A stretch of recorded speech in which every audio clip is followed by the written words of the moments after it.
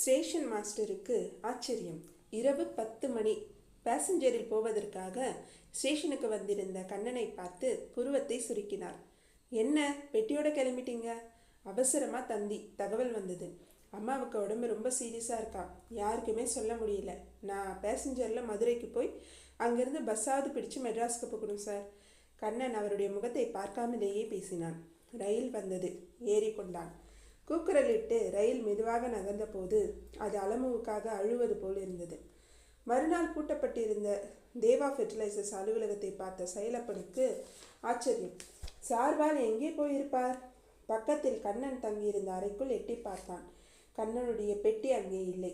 மேசை மீது அலட்சியமாக விட்டெறியப்படும் பர்ஸ், வாட்ச், கருப்பு கண்ணாடி எதையுமே காணோம். கொடியில் தொங்கிக் கொண்டிருந்தது ஒரு துண்டு. முந்தின மாலை குடித்துவிட்டு துடைத்து கொண்டு காயப்போடப்பட்ட துண்டு அது. சைலப்பனுக்கு அதிர்ச்சியாகவே இருந்தது. வேகமாக படியிறங்கினான். மூச்சிறைக்க ஓடியவன் எதிரே இரவு டியூட்டி முடிந்து வந்து கொண்டிருந்த ஸ்டேஷன் மாஸ்டர் மீது மோதிக்கொண்டான். என்ன சைலப்பா, ஏன் இப்படி பதறே என்று கேட்டார் அவர். சாமி, நம்ம மெட்ராஸ் சார்வால். ஆமாம், நேற்று ராத்திரி பேசஞ்சரில் தான் மதுரைக்கு புறப்பட்டு போனார். நான் பார்த்தேனே என்று சாதாரணமாக குறிப்பிட்டார் அவர். அவரோட அம்மாவுக்கு உடம்பு சரியில்லைன்னு மெட்ராஸ்லேருந்து தந்தி வந்ததாம். அதான் புறப்பட்டு போயிருக்கார். என்னது, தந்தியா? அப்படி எதுவுமே வரலையே. ஆமாம், உனக்கு சொல்லிட்டு தான் தந்தி வரணுமாக்கும். போஸ்ட் மாஸ்டர் கிட்ட வேணால் கேட்டுப்பாரு. சாமி, எனக்கு என்னவோ சம்சயமாக படுது சாமி. அந்த மெட்ராஸ் ஆசாமி. சாமி ஆசாமி ஆகிவிட்டான். அதை சைலப்பனே சொல்ல கேட்டபோது ஸ்டேஷன் மாஸ்டருக்கும் மனசுக்குள் ஏதோ சங்கடம் இருந்தது. ஏன் சைலப்பா, ஏதாச்சும் தப்பு தண்டா பண்ணிட்டாரா? நேற்று ராத்திரி ஸ்டேஷனில் பார்த்தபோது அவர் வழக்கம் போலவே இல்லை. முகம் கொடுத்தும் பேசலை. என்ன சார், பெட்டியோட கிளம்பிட்டீங்கன்னு கேட்டப்புறம் தான் தந்தி வந்து விரும்பி சொன்னார். அதுவும் ஏதோ மழுப்பலாக சொன்னது போல தான் இருந்தது. எப்போவுமே கணீர்னு ஒவ்வொரு எழுத்தும் புரிகிற மாதிரி பேசக்கூடிய அவர் வாய் குழறுன மாதிரி எனக்கு தோணுச்சு. தொடர்ந்து விசாரிக்கவும் முடியல. அதுக்குள்ளே ரயிலும் வந்துட்டுது. சம்பிரதாயமாக அம்மாவுக்கு ஒன்றும் ஆயிருக்காது, பயப்படாமல் போயிட்டு வாங்க அப்படின்னு ஆறுதலும் சொல்லி வழி அனுப்பி வச்சேன். ஒருவேளை அம்மா மேலே ரொம்ப பாசமாக இருப்பார் போல இருக்கு. சரிவா, எதுக்கும் போஸ்ட் மாஸ்டர் கிட்ட போய் கேட்கலாம். போஸ்ட் மாஸ்டர் சத்தியம் செய்தார். கடந்த ஒரு வாரமாக அந்த கிராமத்தில் யாருக்கும் எந்த தந்தியும் வரவில்லை என்று. திம்மனூர் ஒரு சில மணி நேரங்களில் கிசுகிசுக்க ஆரம்பித்தது. கண்ணனை காணும், மெட்ராஸ் பையனை காணும், ஊரை விட்டே ஓடிட்டான். ஏன் ஏன் காற்றோடு வந்த செய்தி அலமுவை தாக்கியது. அப்படியே மயங்கி சாய்ந்தாள். கண்ணன் காணாமல் போனதற்கும் அலமு மயங்கி சாய்ந்ததற்கும் உடனே தொடர்பு ஏற்படுத்திவிட்டது திம்மனூர். கண்ணீரும் விசும்பலும் குமுறலுமாக தான் அவனுக்கு உடன்பட்டு விட்டதை சொன்னபோது கிராமமே அதிர்ந்தது, கொதித்து எழுந்தது. எவ்வளவு நல்ல பையனாக இருந்தான். எப்படி அவனுக்குள் இப்படி ஒரு அசுரத்தனம் ஒளிந்து கொண்டிருக்க முடியும்? அதுவும் அலமு விடுமா? அவன் தன்னுடைய ராவணத்தனத்தை காட்டுவான். அப்பா இல்லாத அந்த பெண்ணை அவனுடைய அம்மா தான் எப்படி பொத்தி பொத்தி வளர்த்தாள். அதே கிராமத்தில் சொற்ப நிலத்தில் இருந்து வரும் வருமானத்தை மட்டுமே நம்பி பெண்ணையும் அருமை பெருமையாக வளர்த்து வந்தாலே. நல்ல பையனாக பார்த்து இவளை கரையேற்றி விட்டால் சிவன் கோயிலே கதியாக கிடந்து அப்படியே இறைவனோடு ஐக்கியமாகிவிட வேண்டும் என்றெல்லாம் கனவு கண்டு கொண்டிருந்தாலே. எல்லாம் போச்சு. கணவனை தன்னுடைய 40வது வயதில் பறிகொடுத்த போது தன்னை சுற்றி எத்தனை காமக்கண்கள் பறந்தன என்பது அவளுக்கு தெரியும். அந்த காலகட்டத்தில் ஒண்டிக் கொள்ள தனக்கு பெற்றோரோ உற்றாரோ இல்லாத காரணத்தால் புகுந்த கிராமத்தில் கணவனுடன் வசித்த வீட்டிலேயே மீதி நாட்களை கழித்துவிடும் வைராகியத்தில் அங்கேயே தங்கிவிட்டவள் அவள். அப்பொழுது 12 வயதான அலமுவை 6 வருடங்களாக தன் கண்ணுக்குள் வைத்து காப்பாற்றி வந்தாள். இனிமேல் கிராமம் அவர்களை எப்படி, எந்த கண்ணோட்டத்தில் பார்க்க போகிறது? தன்னையே சுற்றி வந்த காமத்தக்கா கூட்டம் இப்போது தன் மகளையும் சுற்றத் தொடங்கும். அதிலும் அவள் ஒருவனுக்கு முந்தானை விரித்தவள் என்ற உண்மையும் தெரியும் போது அதிக உரிமையுடன் அதிகாரத்துடன் அவளை நாடி வருவார்கள். ஆண் துணை இல்லாத வீடு என்பதால் அந்த பலவீனத்தை அவர்கள் முழுமையாக பயன்படுத்தி கொள்ளவும் முடியும். சில அசாதிபூதிகள் மட்டும் எங்களை விலக்கி வைக்க வேண்டும் என்று கோஷம் போடுவார்கள். ஊருக்கு வெளியே விலக்கி வைத்து எங்களை பொது சொத்தாகவும் அனுபவிக்க அவர்கள் முயற்சிக்கலாம். மருத்துவமனைக்குள் வண்ண பூங்கொத்தாக நுழைந்தாள் நீலா. வெள்ளை யூனிஃபார்ம் அணிந்த கடமை பெண்ணாக மாறியிருந்தாள். வீட்டிலிருந்தே வெள்ளை தேவதையாகத்தான் புறப்பட்டு வருவாள். அதில் அவளுக்கு ஒரு தற்காப்பும் இருந்தது. பெரும்பாலான பேருந்து ரோமியோக்கள் அவளுடைய வெள்ளை உடைக்கு மரியாதை கொடுத்தார்கள். பேச்சில் கொச்சையை தவிர்த்தார்கள். கண்களில் கண்ணியம் காத்தார்கள். கண்ணனை விட்டு நிரந்தரமாக பிரிய வேண்டிய உண்மையை அவள் தெரிந்து கொண்ட போது விருப்பப்பட்டு அவள் அணிந்து கொண்ட உடை வெள்ளை ஆடைத்தான். அதுவும் ஒரு யூனிஃபார்மாக அணிந்து சமூக சேவையில் தன்னை ஈடுபடுத்தி கொண்டாள். கண்ணனுக்காக பணிவிடை செய்ய வேண்டிய சக்தியை சேவை பூர்வமாக நோயாளிகளுக்கு செலவழிக்கலாமே என்றும் யோசித்துதான் அந்த பயிற்சியை அவள் மேற்கொண்டாள். தான் பணியாற்றும் மாடியில் உள்ள ஒவ்வொரு அறைக்கும் சென்று நோயாளிகளுக்கு தர வேண்டிய மாத்திரை மருந்துகளை கொடுத்தாள். கேஸ் ஷீட்டில் டாக்டர் குறிப்பிட்டிருந்த உத்தரவுகள் படி நோயாளிகளுக்கு தெர்மோமீட்டரில் ஜுர அளவை பார்த்தாள். இரத்த அழுத்த கருவியால் பரிசோதித்தாள். கூடவே அந்த அறை சுத்தமாக இருக்கிறதா என்றும் பார்த்தாள். எங்கேனும் ஒரு புள்ளி அழுக்கு ஒட்டி கொண்டிருப்பதை பார்த்தாலானால் குறிப்பிட்ட பணியாளர்களை வெட்டி போடுவது போல கேள்விகள் கேட்பாள். அந்த மருத்துவமனையில் கட்டணம் அதிகம்தான் என்றாலும் அங்குள்ள உபகரணங்களை விட உபசரிப்பில் மருத்துவமனை ஊழியர்கள் காட்டிய அக்கறையினாலேயே நோயாளிகள் பெரும்பாலும் அந்த மருத்துவமனைக்கு வர விரும்பினார்கள். நீலாவின் அன்பு ஆதரவை அனுபவித்த பல பெரியவர்கள், நான் இங்கேயே தங்கிவிட முடியாதா? எவ்வளவு செலவானாலும் பரவாயில்லை, என்னால் மறுபடி வீட்டிற்கு போய் அங்கே இருக்கும் சொந்தக்கார அரக்கர்களிடம் வதைப்பட முடியாது, ப்ளீஸ் இங்கேயே தங்கிடுறேனே என்று அவளிடமே நேரடியாக எத்தனையோ தரம் முறையிட்டிருக்கிறார்கள். அவர்களுக்கெல்லாம் அன்பாக ஒரு புன்முறுவல் என்பதிலும் சொல்லாமல் மலர்ச்சியாய் அவள் சிரித்து விடுவாள். அவளால் சம்மதிக்க முடியாது. ஆனாலும் அவளுடைய அன்புக்கு அவர்கள் என்றுமே அடிமை என்றே அவர்கள் நினைத்திருந்தார்கள். ஆனால் தான் நிரந்தரமாக ஒரு உயிருக்கு அன்பு காட்ட வேண்டியிருக்கும், அது வாழ்க்கையில் தனக்கு பெரிய நிம்மதியை தரும் என்று அவளே எதிர்பார்த்திருக்க மாட்டாள். டியூட்டி முடியும் நேரம் மாலை 6 மணிக்குத்தான் என்றாலும் அடுத்த ஷிஃப்ட் நர்ஸுக்கு தேவையான விவரங்களை குறிப்பாக எழுதி வைத்தாள். ஒவ்வொரு நோயாளிக்கும் தான் செய்த பணிவிடைகளை கேஸ் ஷீட்டில் தகவலாக தந்தாள். மருத்துவமனையை விட்டு வெளியேறினாள்.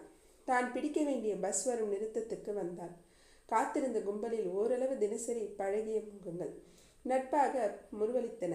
அந்த கூட்டத்தில் ஒரு புதுமுகம் மிரட்சியுடன் மருண்டு பார்த்தபடி. அந்த பெண்ணுடைய பார்வையின் தவிப்பை நீலா கவனித்தாள். வலிகளுக்கும் முனங்கல்களுக்கும் அந்த உணர்வுகளை புரிந்து கொண்டு ஆறுதல் உதவி செய்து பழகிய அவளுக்கு அந்த பெண்ணின் தவிப்பு ஆதரவு தேடும் ஏக்கம் நிறைய நெஞ்சத்திலிருந்து வந்தது என்று புரிந்தது. அவள் அருகே போய் நின்றாள். நீங்க எங்கே போகணும்? குரலில் பாசத்தை இழைத்து கேட்டாள். மருண்ட அந்த பெண் மிரண்டாள், தயங்கினாள், ஒரு எட்டு பின்னால் வைத்தாள். சொல்லுமா, நான் உனக்கு ஏதாவது உதவி பண்ணலாமா? ஒருமையில் அழைத்தாள். அதனால் நட்பு இறுகும் என்பது நீலாவுக்கு தெரியும். அதோடு தன்னை விட அந்த பெண் 3-4 வருடங்கள் இளையவள் என்பதையும் அவளால் கணிக்க முடிந்தது. நீலாவின் பார்வையும் வார்த்தைகளும் தான் எவ்வளவு கனிவாக இருந்தன. உடனே அந்த பெண் கோவென்று கதற ஆரம்பித்தாள். பஸ் ஸ்டாப் அவர்களை வேடிக்கை பார்த்தது. வீட்டுக்கு வெளியே வந்த ஒரு பெண் கதறி அழுகிறாள். அவளுடைய வேதனையை புரிந்து கொள்வதை விட அந்த காட்சியை குரூர சந்தோஷத்துடன் பார்க்கும் கண்கள் 16, 32 என்று பெருகின. ஆட்டோ? நீலா அப்போது அங்கே தயங்கியபடி போய்கொண்டிருந்த ஒரு ஆட்டோவை அழைத்தாள். வாமா என்று அந்த பெண்ணின் கையை பிடித்து இழுத்தபடி அந்த மஞ்சள் கூட்டுக்குள் ஏறினாள். தன் கையை பிடித்து இழுத்து சென்ற போதும் அந்த பிடிப்பில் இருந்த கனிவு, மிருது, ஆதரவான அழுத்தம் அந்த பெண்ணிற்கு அதற்குள்ளாகவே ஒரு பரிச்சயத்தை ஏற்படுத்திவிட்டது.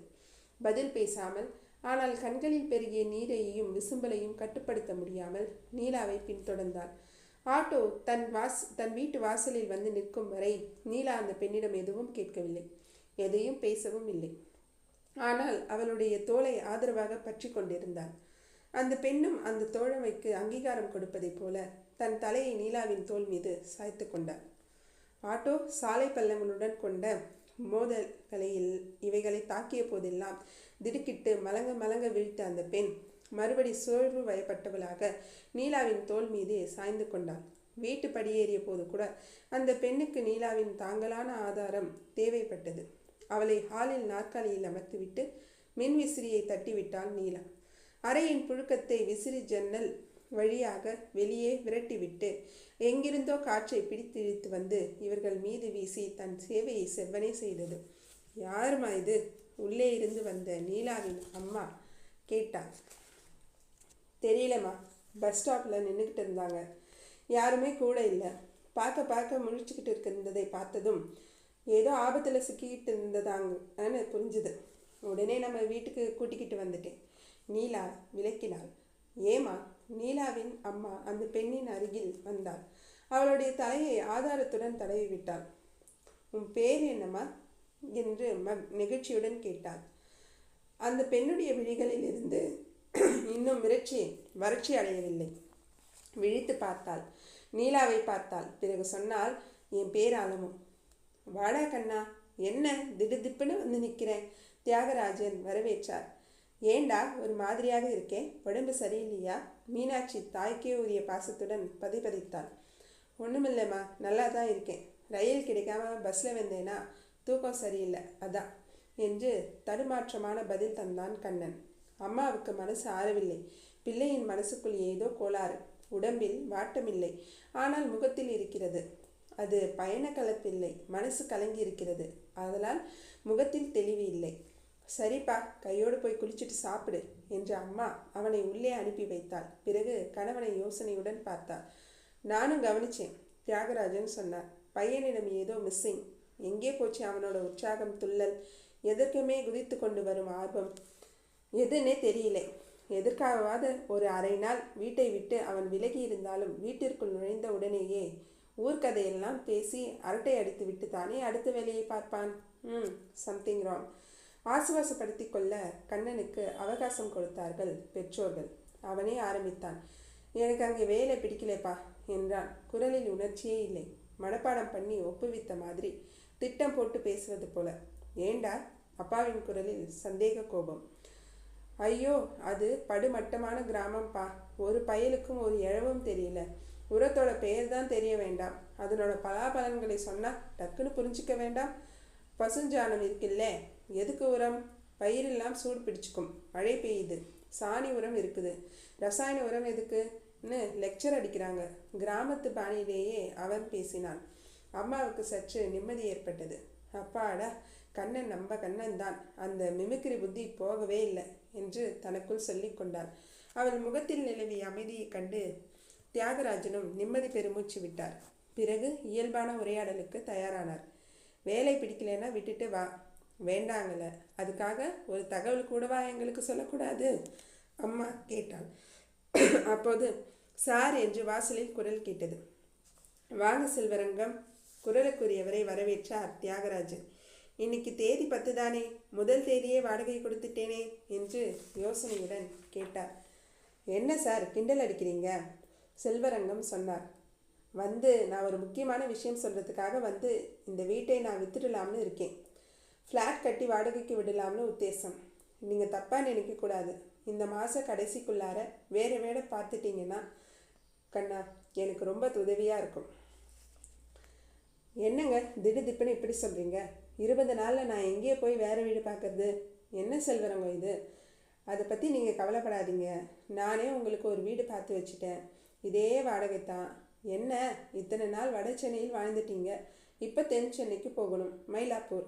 அவளுடன் தியாகராஜனை பார்த்தா செல்வரங்கம். அது நான் உங்களை ரொம்ப நெருக்கிறதுக்கு காரணம், இன்னும் கொஞ்ச நாள் ஆடி மாதம் வந்துடும். நல்ல முகூர்த்த நாள் இன்னும் 1-2 தான் இருக்குது.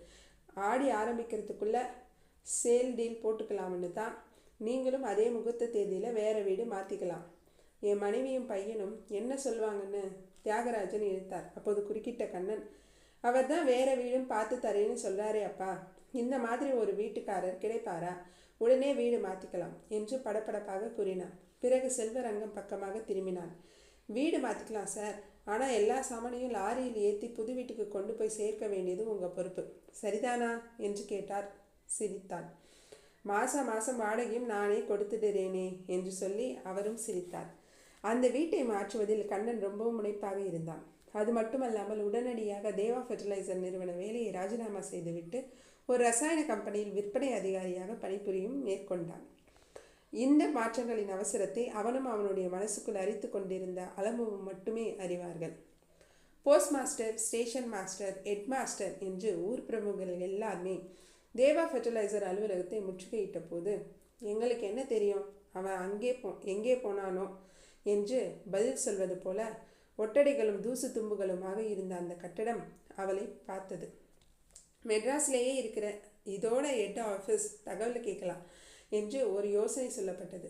அது உடனே நிறைவேறப்பட்டது. கடிதம் எழுதி போட்டார்கள். ஆனால் ஒரு வாரத்துக்கு மேலாகியும் பதில் எதுவும் வரவில்லை. சமீபத்தில் யாரும் சென்னைக்கு போவதாகவும் திட்டமில்லை. அதனால் யாருமே அளவுக்கு பணம் செலவழித்து கொண்டு சென்னைக்கு போய் வரவும் தயாராக இல்லை. அவன் அந்த கம்பெனியில் தான் இருக்கிறானா?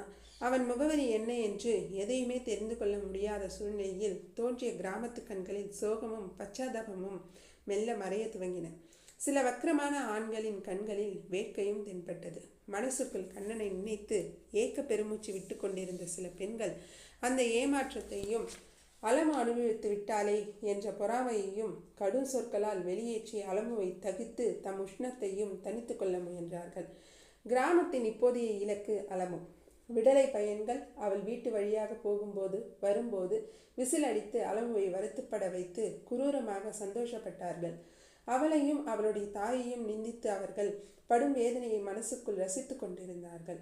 அதுவரை அலமுவிடம் கலகலப்பாக பேசி மகிழ்ந்திருந்த தோழிகள் தம் வீட்டு கட்டுப்பாடு காரணமாக அவளை பார்ப்பதையும் தவிர்த்தார்கள். தான் ஏமாற்றப்பட்டு விட்டதை அறிந்து கண்ணனுடைய முகவரியையும் கண்டுபிடிக்க முடியாத துரசிஷ்டத்தையும் அறிந்து அலமு ஒரு முடிவுக்கு வந்தாள். அதுவரை தனக்கு ஆறுதலாக பேசி தன்னை மற்றவர்களிடமிருந்து காப்பாற்றியும் வரும் ஸ்டேஷன் மாஸ்டரிடம் போய் அழுதாள். மாமா, நான் உடனே மெட்ராஸ் போகிறேன் மாமா. எனக்கு அவரை எப்படியாவது கண்டுபிடிச்சிட முடியுங்கிற நம்பிக்கை இருக்கு மாமா. எனக்கு மெட்ராஸ் போக வழிகாட்டுங்க மாமா என்று சின்ன குழந்தை போல கண்ணீர் மல்க அவள் கெஞ்சிய போது அவர் மனசு கலங்கிவிட்டது. தெய்வமே, என்ன கொடுமையப்பா இது! இந்த பெண்ணுக்கு ஒரு நல்ல வழிகாட்டு என்று மனசுக்குள் வேண்டிக் கொண்டார். அதோடு இந்த கிராமத்தை விட்டு போனாலாவது கண்ணம்புகள் சொல்லம்புகளில் இருந்து அவள் தப்பிக்கலாம் என்றும் நினைத்தார். மெட்ராஸ்லேயே யாரையம்மா போய் பார்ப்பேன்? உனக்கு யாரு தெரியும்? நம்ம கிராமத்திலேருந்து யாருமே மெட்ராஸ் பக்கம் கூட போனதில்லையேம்மா. மதுரை தான் நமக்கெல்லாம் மெட்ராஸ், ஃபாரின் எல்லாம். அது ரொம்ப பெரிய ஊராச்சே என்று அனுதாபத்துடன் கேட்டார். நான் எப்படியாவது சமாளிச்சுக்கிறேன் மாமா. இங்கே என்னால் தினம் தினம் சொல்லடிப்பட்டு செத்துன்னு இருக்க முடியாது. நேத்திக்கு ஒரு தடியை வந்து, இதோப்பா, இனிமே உனக்கு கல்யாணம்னு ஒன்று ஆக முடியாது, இனிமே இப்படியே இருந்துட வேண்டியதுதான், நான் எப்போ வரட்டும்னு வாய் கூசாம கேட்குறா மாமா என்று சொல்லிவிட்டு கதறி கதறி அழுதாள் அலமு. ஸ்டேஷன் மாஸ்டருக்கு ரொம்பவும் தர்ம சங்கடமாக போய்விட்டது. இங்கே பெரியவங்கன்னு சொல்லிக்கிறவங்கெல்லாம் என்னை பார்த்து சிரிக்கிறதே இப்போ வித்தியாசமாக இருக்கு மாமா. நான் பொது சொத்தாக மாறணும்னு எல்லாரும் மோனாய் மாதிரி காத்துன்ட்ருக்காங்க. அவர் கண்களில் இருந்து நீர் பழுகி வழிந்தது. இப்படி நரக வேதனை அனுபவிச்சுட்டு இந்த கிராமத்திலேயே நான் இன்னும் எத்தனை நாளுக்கு தான் மாமா இருக்க முடியும்? என்னை துவம்சம் பண்ணுறது போதாதுன்னு என் அம்மா கிட்டேயும் வந்து பல்லை இழிக்கிறாங்களே. அந்த கொடுமையை நான் எங்கேயே போய் சொல்வேன்? எனக்காக அம்மாவும் அம்மாவுக்காக நானும் வாழ்ந்துதான் ஆகணும்னு கட்டாயமாயிடுது. இதுலேருந்து விடுபடுறதுக்கு ஒரே வழி, நான் அம்மா 2 பேருமே தற்கொலை பண்ணிக்கிறது தான். அலமு பதறினா ஸ்டேஷன் மாஸ்டர். ஆனால் அது எவ்வளவு சுலபமானதாக இல்லை. ஏன்னா எக்கு தப்பா எதையாவது பண்ணி எங்களை காப்பாற்றக்கூடிய சூழ்நிலை வந்துட்டா அப்புறம் எங்கள் வாழ்க்கை ரொம்பவும் நாசமாயிடும். தற்கொலை முயற்சியிலேயும் அதுக்கப்புறமும் எங்களை காப்பாற்றிட்ட காரணத்தினாலேயே உடம்புல ஏதாவது ஊனம்னு ஏற்பட்டிருந்ததுன்னா அவ்வளவுதான், கேட்கவே வேண்டாம். இதை பாரு அலமு, நீயா எதையாவது கற்பனை பண்ணிட்டுறாதே. இன்னொன்று மாமா, எனக்கு அவரை எப்படியாவது கண்டுபிடிச்சு ஆகணுங்கிற வெறி வளர்ந்துடுது. ஏன்னா அவர் எனக்கு கொடுத்ததை நான் அவர்கிட்டேயே திருப்பி கொடுக்கணும் என்று கூறிய அலமு தன் வயிற்றை கையால் தடவி குறிப்பால் உணர்த்தினாள். அவரும் விசும்பு தொடங்கிவிட்டார். மெட்ராஸ்லேருந்து வந்த ஒரு பையன் நம்ம கிராமத்துக்கே அவமானத்தையும் தலைகுனிவையும் ஏற்படுத்தி போயிட்டான். நீயும் அவனை தேடி கண்டுபிடிக்க போறேன்னு சொல்கிறேன். மெட்ராஸ்லேருந்து வந்த ஒருத்தனே இவ்வளவு பண்ணிட்டு போயிட்டானே. அந்த மெட்ராஸ் முழுக்க எல்லாரும் அப்படியே இருந்தா நீ என்னம்மா பண்ணுவ? இருக்காது மாமா, அங்கேயும் நல்லவங்க இருக்கத்தான் செய்வாங்க. இப்போ நம்ம கிராமத்தையே எடுத்துக்கோங்களேன். திடீர்னு எல்லாரும் என்ன வெறுக்கிறாங்க, நான் கெட்டு போயிட்டேன்னு சொல்லி திட்டுறாங்க. அந்த சந்தடி சாக்கிலே தனக்கு ஏதாவது ஆதாயம் கிடைக்குமான்னு தேடுறாங்க. ரொம்ப சுத்தமாக இருந்த இந்த கிராமத்து கண்ணாடி என்னோட நடத்தையால் சுக்கல் சுக்கலாக போச்சு. கண்ணாடியாக இருந்த போது அழகாக இருந்த எல்லோர் மனசும் அது உடைஞ்ச போது பகுதி பகுதியாக ஒவ்வொரு பக்கமும் கூரா குத்தி கிழிக்கிற மாதிரி கெட்டத்தனம் கொண்டதாக ஆயிட்டுது பாருங்க. ஆனால் இத்தனை முள்ளுக்கும் நடுவிலேயும் ஒரு மென்மையான மலராக நீங்கள் இருக்கீங்க. என் வேதனையை புரிஞ்சுக்கிறீங்க. அனுதாபத்துக்காக கூட என் தோலை தொட்டு ஆறுதல் சொல்லாத கண்ணியவானான இருக்கீங்க. உங்கள் மனசு சுத்தம், எனக்கு பிடிச்சிருக்கு மாமா. உங்களை போல மனுஷனா மெட்ராஸில் இல்லாமலா போயிடுவாங்க. அதனால தான் உங்ககிட்ட இந்த உதவியை நான் கேட்குறேன். சரிம்மா, நான் தழுக்க சொன்னார் ஸ்டேஷன் மாஸ்டர். ஆனால் நான் போகிறது அம்மாவுக்கு கூட தெரியாது மாமா. நான் இருந்து அவள் படுற கஷ்டத்தை விட இல்லாத போது ஒரு 4-5 நாளுக்கு இருக்கக்கூடிய ஏச்சும் பேச்சும் ஒன்றும் கடுமையாக இருக்காது. நான் இல்லாதது இந்த கிராமத்தில் சீக்கிரமாக அவங்களோட நினைவிலிருந்து என்னை நீங்கள் செய்ய உதவும். ஆனால் ஒன்று, எனக்கு நீங்கள் உதவினதாக தெரிஞ்சால் உங்களையும் இந்த கிராமம் துச்சமாக பேசும். எனக்காக அந்த வசவுகளை ஏற்றுக்கிற தியாகத்தை பண்ணுவீங்களா மாமா? அவள் நெகிழ்ச்சியுடன் கேட்டது அவரை நிலைக்குலைய வைத்து விட்டது. இதை பாருமா, எனக்கு பிள்ளைக்குட்டு கிடையாது. உனக்கு ஏற்பட்ட அவமானம் என் மகளுக்கு ஏற்பட்டதாகவே நான் நினைக்கிறேன். ஊரில் யாருக்கும் விவரம் தெரியாமல் பார்த்துக்கிறேன். அது மட்டும் இல்லை மாமா, நீங்கள் தெய்வ தாட்சியமே பார்க்காம எங்கேயாவது குளம், குட்டை, கிணறு இல்லாட்டா ஆற்றில் தேடி பாருங்கன்னு சொல்லிடுங்க. அவள் குறுக்கிட்டு யோசனை சொன்னாள். வேண்டாமா, அதுக்கப்புறம் உண்மை தெரிஞ்சா என்னை எல்லாருமே உன் அம்மா உட்பட வெறுத்து ஒதுக்க ஆரம்பிச்சிடுவாங்க. அதனால உன்னை ரயில் ஏற்றி அனுப்பிட்டு விவரம் கேட்டாங்கன்னா ஆமாங்கிறேன். என்ன கேட்டு போச்சு? நன்றி மாமா, கரம் குவித்தாள் அலமு.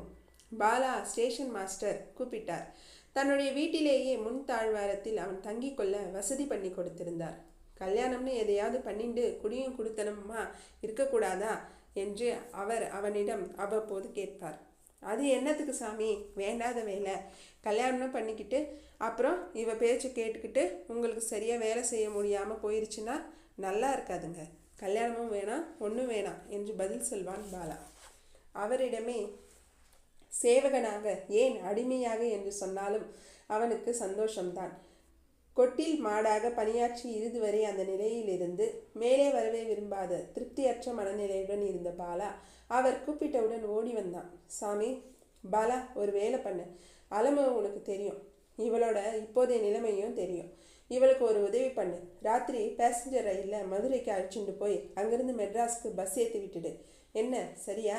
ஸ்டேஷன் மாஸ்டர் கேட்டார். அவன் தலையாட்டினான். அலமு, நான் செய்கிறது தப்பா சரியான்னு எனக்கு தெரியல. மதுரை வரைக்கும் உனக்கு ஒரு நல்ல துணையாக பாலா வர்றான். அதுக்கப்புறம் கூட உனக்கு அவனை துணையாக அனுப்பணும்னு தான் நான் நினைக்கிறேன். ஆனால் நீங்கள் 2 பேருமே மெட்ராஸுக்கு புதுசுங்கிறதால உங்களுக்கு குழப்பம் தான் அதிகமாகுமே தவிர மற்றபடி எந்த பிரயோஜனமும் இருக்காது. இந்தா, இதுதான் தேவா ஃபெர்டிலைசர்ஸ் கம்பெனியோட மெட்ராஸ் அட்ரஸ். இந்த ஆஃபீஸில் போய் விசாரிச்சியானா கண்ணனை உன்னால் பார்த்து பேச முடியும்னு எனக்கு தோன்றது. சமாளிச்சுப்பியா? அவருடைய குரல் நடுங்கியது. சமாளிச்சுப்பேன் மாமா. அவள் குரலில் இருந்த உறுதி, நம்பிக்கை அவரை அயர வைத்தது. அதோடு நம்பிக்கையும் கொள்ள வைத்தது. ஸ்டேஷன் மாஸ்டர் கொடுத்த முகவரி சீட்டை அலமு வாங்கி கொண்டார். நம்ம ஊர் மனுஷா யாருமே அங்கே இல்லாதது பெரிய சோதனை. உனக்கு எல்லாருமே புதுசு அங்கே. ஆனால் அந்த ஊர் உனக்கு பழக்கப்பட்ட மாதிரி நடந்துக்கும். கூடுமானவரை யாரும் சந்தேகப்படுற மாதிரி தயங்கி நிற்காதே. பப்ளிக் கூட்டம், கோயில், ஆஸ்பத்திரி மாதிரியான இடங்களில் உதவி கேளு. அங்கேயும் பள்ளிக்கூட பெண் வாத்தியார், கோயில் அர்ச்சகர், பெண் டாக்டர்னு பார்த்து உதவி கேளு. இவங்க எல்லாம் பெரும்பாலும் நாணயமானவங்களா, நேர்மையானவங்களா இருப்பாங்க. கை செலவுக்கு பைசா வச்சுக்கோ. இந்தா, என் பங்குக்கு 300 ரூபாய் தரேன். மெட்ராஸுக்கு போய் சேர்ந்த அன்னைக்கே யார் உதவியாவது கிடைக்கிறதுக்கு வழிப்பார். ராத்திரி வரைக்கும் தள்ளி போடாதே. ராத்திரி நீ தங்குற இடம் உன்னை பாதுகாப்பாக பார்த்துக்கிற இடமாகத்தான் இருக்கணும், சரியா?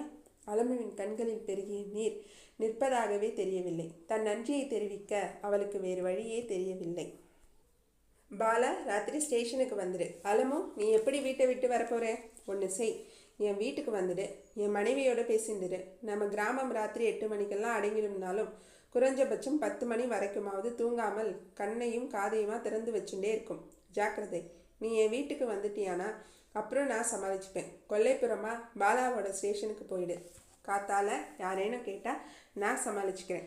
அந்த காலகட்டத்தில் ஊர் ஏச்சு பேச்சுகளிலிருந்து மீறவும் ஆறுதல் பெறவும் ஸ்டேஷன் மாஸ்டர் வீட்டிற்கு அவள் அடிக்கடி போவதும் ஓரிரு முறை இரவில் அங்கேயே தங்கிவிடுவதும் எல்லோருக்கும் தெரிந்தே இருந்தது. அதனால் அலமுவின் அம்மா கூட அவள் அன்று அவர் வீட்டுக்கு போவதையோ அல்லது அன்றிரவு அங்கேயே தங்குவதையோ வித்தியாசமானதாக நினைத்து கொள்ள மாட்டான். அன்றிரவு மதுரை பேசஞ்சர் புகையை கக்கி கொண்டு கரித்துகள்களையும் தூவி அலமுவுக்காக ஓலமிட்டபடியே திம்மனூரை விட்டு புறப்பட்டது. நான் உங்களுக்கு ரொம்ப பாரமாக இருக்கேன் இல்லை? அலமு உணர்ச்சி பெருக்குடன் கேட்டாள். பாரமா? அப்படி நினைச்சுண்டா பாரம்தான். அதனால் நினச்சிக்காத. நீலா ஆதரவளிக்கும் உரிமை மட்டுமின்றி அலமுவின் வேண்டுகோளின்படியும் அவளை ஒருமையில் அழைத்து பேசினாள். அலமு நீலாவை பார்த்தாள். பார்த்து கொண்டே இருந்தாள். நீலாவின் விழிகளில் பாசத்தை தவிர வேறு எந்த உணர்வுக்கும் இடமில்லை என்பதை புரிந்து கொண்டாள். சென்னைக்கு வந்த முதல் நாளே இப்படி ஒரு ஆதரவு தனக்கு கிடைக்கும் என்று அவள் எதிர்பார்க்கவே இல்லை. எழும்பூர் ரயில் நிலையத்தில் இறங்கிய அவள் திம்மனூர் ஸ்டேஷன் மாஸ்டர் சொல்லிக் கொடுத்திருந்தபடி அந்த ஊர் ஒன்றும் தனக்கு புதியதல்ல என்பது போல சாதாரணமாக ஜனத்திரளுடன் கலந்து வெளியே வந்தாள். கையில் பிளாஸ்டிக் ஒயரால் பின்னிய கூடை, அடியில் சிவப்பு ரகுக்குள் மடித்து ஒளித்து வைத்திருந்த 300 ரூபாய் பத்திரமாக இருந்தது. அதை மட்டும் அவ்வப்போது கீழ்நோக்கு பார்வையாக வளைக்கூடை ஓட்டை வழியாக பார்த்து கொண்டார். அதற்கு மேலே ஒரு செட் பாவாடை தாவணி, ஆடி ஒரு துண்டு. மெல்ல நடந்தாள். வலது கையால் தன் நெஞ்சை தொட்டுக்கொண்டாள். அங்கே கண்ணன் இருந்தான். சென்னையில் உள்ள தேவா ஃபெர்டிலைசர் முகவரியின் முதல் வரியாக அவன் அமர்ந்திருந்தான். அவ்வளவு பெரிய உருவத்தை வார்த்தையாக்கி சிறு காகிதத்துக்குள் மடித்து தன் ரவிக்கைக்குள் சொருகியிருந்தாள் அவள். அந்த முகவரி சீட்டை ரவிக்கைக்குள் வைத்து கொண்டாள். யாரிடமாவது விசாரிக்கும் போது உடனே எடுத்து காட்டி வழி கேட்கலாம். அந்த முன்னேற்பாட்டை விட கண்ணன் தன் நெஞ்சுக்கு அருகிலேயே இருக்கும் உணர்வு ஒரு முக்கிய காரணம். நேரம் ஆக ஆக பசி வயிற்றுக்குள் போராட ஆரம்பித்தது. கூடவே இன்னொரு உயிரும் அந்த போராட்டத்தில் பங்கு கொண்டிருப்பதை உணர்ந்ததும் தான் கவலை தலை தூக்க ஆரம்பித்தது. தன் உடலில் ஏற்படக்கூடிய மாற்றங்கள் அவள் அனுபவித்தறியாதது. ஆனால் ஏதோ புரிவது போல் இருந்தது. கண்ணன் அவளுடைய உடலுக்குள் ஐக்கியமாகிவிட்ட உணர்வு குறுகுறுப்பை ஏற்படுத்தியது.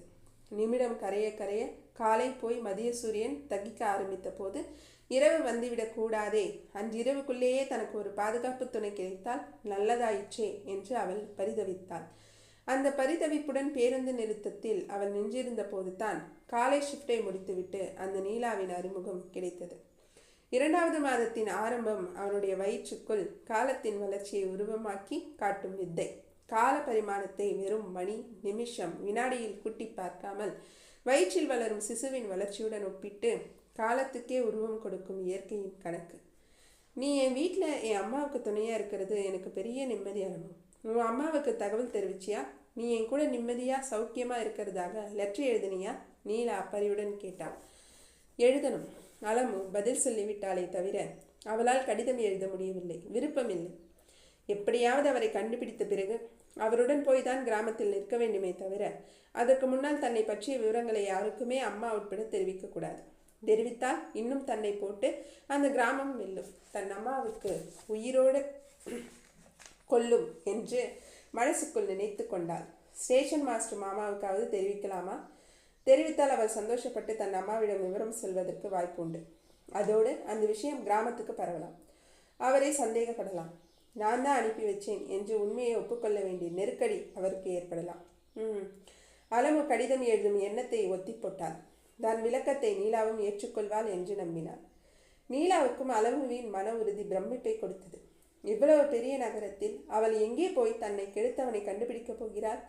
ஆனாலும் அந்த நம்பிக்கையை குலைக்க விரும்பாமல் தனக்கும் கிட்டத்தட்ட சம வயதுடைய ஒரு தோழி கிடைத்திருப்பதால் அவளுக்கு உதவுவதும் தன் சேவை மனப்போக்கிற்கு உகந்ததுதான் என்று நினைத்து கொண்டாள். அலமுவுக்கு சென்னை பிரமிப்பு கொஞ்சம் கொஞ்சமாக நீங்க துவங்கியது. கண்ணனை தேட வேண்டும், அவனை எப்படியாவது கண்டுபிடிக்க வேண்டும் என்ற வைராக்கியம் மேலோங்கியது. ஆரம்பத்தில் தன்னை இந்த நிலைக்கு கொண்டு வந்தவன் பெயர் கண்ணன் என்று அலமு குறிப்பிட்ட போது திடுக்கிட்டாள். நீலா என் கண்ணனாக இருந்துவிடக் கூடாதே என்று வேண்டிக் கொண்டாள். ஆனால் அலமு அவன் தோற்றத்தை விவரித்த போது அவளுக்கு சந்தேகம் வலுவடைந்தது. ஆனால் அவன் தன் கண்ணன் தான் என்பதை உறுதி செய்து கொண்டதும் அதே வீட்டில்தான். வீட்டிலேயே இருந்த அலமு தான் அந்த வீட்டிற்காக ஏதாவது செய்ய வேண்டும் என்ற நன்றி அறிதலில் வீட்டம் சுத்தம் செய்யும் வேலையை மேற்கொண்டாள். அப்படி ஒரு நாள் அவள் நீலாவின் மேசை டிராயரை இழுத்த போது கண்ணன் பள்ளிக்கூட குரூப் புகைப்படத்தில் சிரித்து கொண்டிருந்தான்.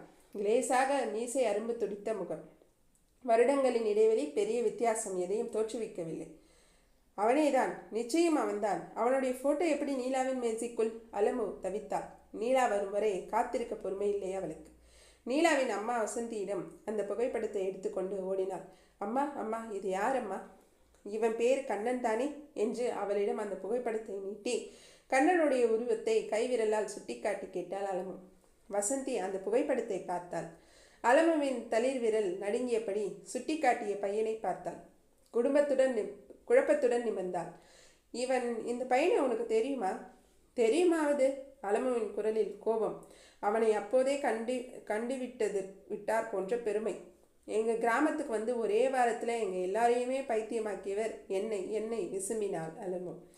இந்த நிலைமைக்கு ஆளாக்கி தன் பின்னாலேயே துரத்தி வரச் செய்தவர்.